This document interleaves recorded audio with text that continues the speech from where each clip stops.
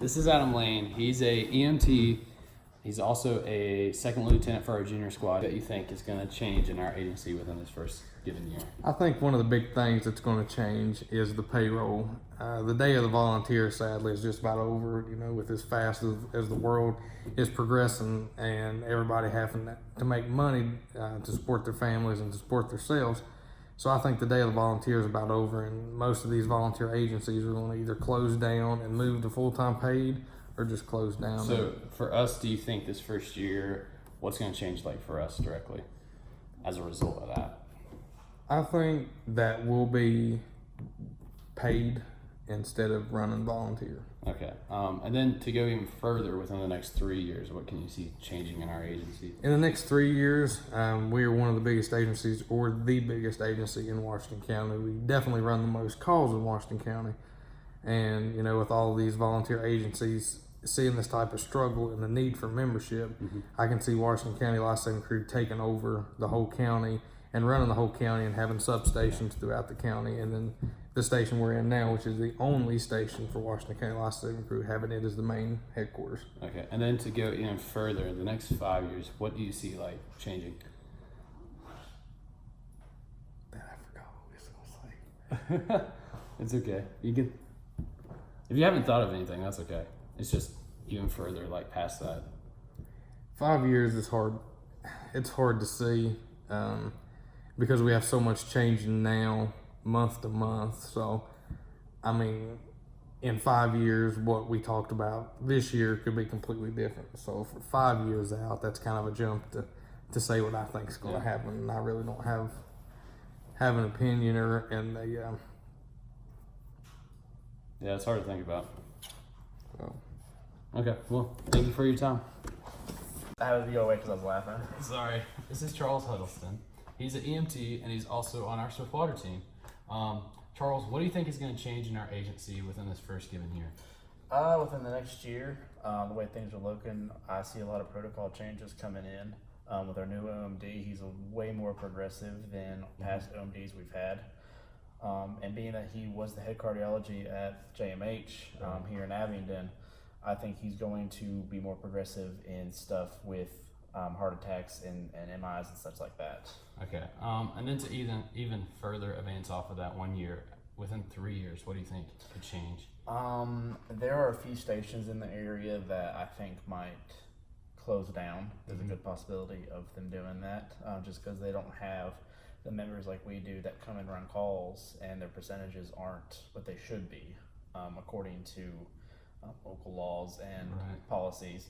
So we might end up getting a bigger response area. With that being said, we might also have to adapt and go from what we're doing with having volunteers technically still to being paid and having at least part-time people, if not actual full-time people here, to at least keep one truck here 24/7. Right. And then lastly, to even advance off of that, within 5 years, what do you think are going to be some big changes for us? I think within 5 years, we will probably hopefully see at least having one ALS truck here 24/7, if not two.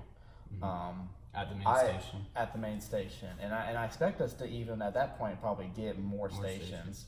Okay. Depending on stations closing and what all emergency management here wants us to do. Right. I also see our call volume increasing even more than it has already. Okay. So, well, thank you for your time. Appreciate it. Yes. This is Courtney Rouse. She's been our partner for the past 24 on day and night shift. Courtney, what do you think is going to change within our agency just this year?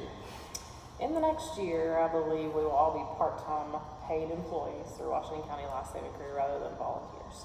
Okay. What do you think is going to change within the next 3 years? I believe in the next 3 years, we'll probably be updating our protocols and procedures. Yeah. And then the last one, what do you think is going to happen within the next 5 or so years?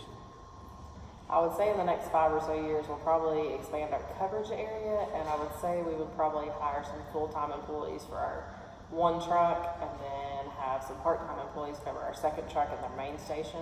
And I would say we will also expand into other stations. Yeah. Okay. Thank you. Appreciate it. Thanks. This is Billy Nichols. He's one of our paramedics, and he's working the night shift with me. Billy, what do you think is going to happen with our agency within the first coming year? Or what could change? I think the major change that we'll see in the first year will be paid employees coming up instead of being volunteer. Of course, with people having full-time jobs, it's getting harder to find volunteers, so they're going to have to start paying employees to get the calls answered. Okay. Good answer. What do you think will change within the next 3 years? Or what do you think will happen? I think you'll see a change in technologies. Examples being the way that we transmit our 12 leads to the hospital. I think you will see more with the technology of Bluetooth coming up, that there'll be a more reliable way for those to go down. So a change in equipment, cardiac monitors, and some equipment changes. Okay. And then the big one, what do you think is going to change within the next 5? The way EMS works, protocols. Okay. So I think EMS will be doing more in the field as it goes along. Okay. Well, thank you for your time. So I just realized the FaceTime call I just had with our first lieutenant, it didn't record any of the audio. I'll probably put a picture of it as proof, or put a little video clip of it as proof that I actually did it. But to expand on what she said, since it didn't record audio at all, for the first year, she mentioned seeing more coverage area because of the local agencies around us that are volunteer being unable to answer their calls are going to have to shut down. Because our county maintains, I believe, a 95% call response ratio, and a lot of them have fell below that for some time now, and that'll force them to close their doors, unfortunately, and that will add to us getting additional coverage area. After that, she further expanded onto going into a better payment basis, whether that's part-time or full-time with the employees, and that's just needed because of how EMS has expanded onto a third service, and how we have increased in calls and increased in coverage area. And she also mentioned in that within those 3 years, getting additional equipment, like vehicles, in order for us to respond to those areas. And then for 5 years, she even went as far as saying that we'll be a countywide agency, and we will be changing our payment basis to equal that out. And we would also need additional equipment, like she mentioned on the previous step. And that is just the summary of everything she said. I apologize for it not recording audio. I believe it was, but it actually wasn't. I guess also the main difference that you can see between a executive like my first lieutenant or captain and the employees or paramedics and EMTs is the captain and first lieutenant make the big decisions and think about the big picture. They don't always think about the little things like the changes in EMS or the little things that's going to happen. They are more so thinking the bigger picture about, funding, coverage area,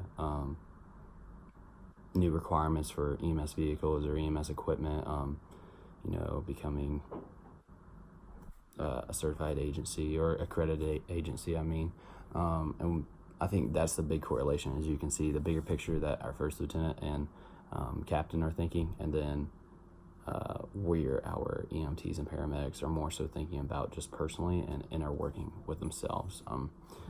I think that's a big difference you can see.